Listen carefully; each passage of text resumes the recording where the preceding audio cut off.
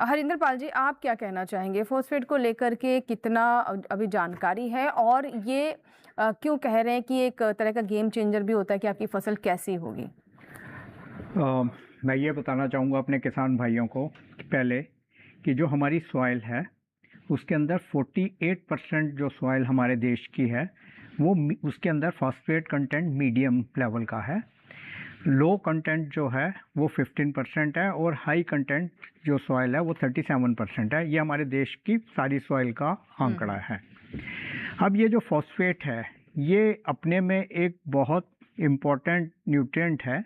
वैसे सभी nutrient important होते हैं, नाइट्रोजन भी इम्पोर्टेंट है, फास्फोरस भी इम्पोर्टेंट है, जिंक भी इम्पोर्टेंट है, लेकिन जो फॉस्फेट है ये इसका एक फंक्शन है। क्योंकि इनिशियली जैसे ही हम क्रॉप लगाने जाते हैं तो सबसे पहले उसको फॉस्फेट की ज़रूरत होती है।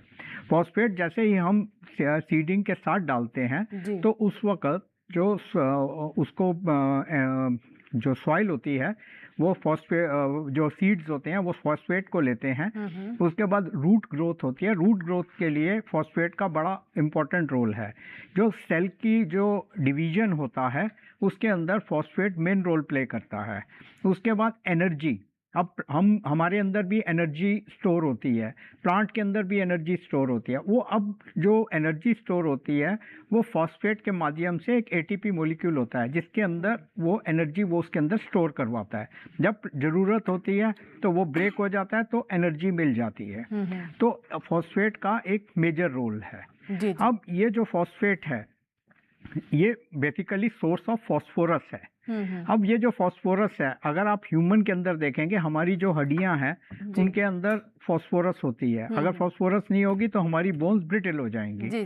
तो वो एक फॉस्फोरस का सोर्स वो प्लांट भी है जो बाद में वो हमें प्रोवाइड करवाता है। ठीक है। इसके बाद जो अब ये जो फॉस्फेट होता है ये जनरली दो तरह से फॉर्म्स में होता है, तीन तरह की फॉर्म्स में मेनली होता है। एक होता है वाटर सॉल्युबल, एक होता है सिट्रेट सॉल्युबल, और तीसरा होता है इनसॉल्युबल।